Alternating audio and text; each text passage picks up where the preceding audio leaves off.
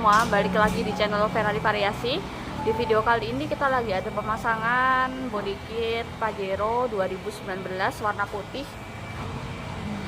Rencananya dia pasang body kit model Atinfus, produk lokal.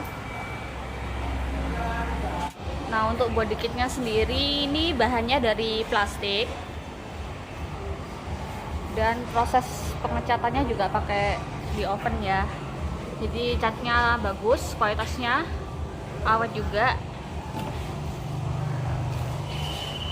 Dan ini terdiri dari 4 bagian, 4 sisi. Yang ini bagian belakang ini, terus yang ini bagian depan,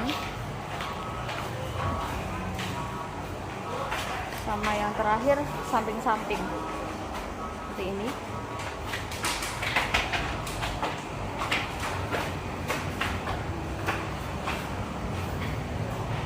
Kombinasinya terdiri dari 4 warna, yaitu warna putih Pajero 2019, terus dikasih warna merah listnya, terus ada juga warna silver di sebagian sini, terus ini warna grey dan juga warna hitam doff.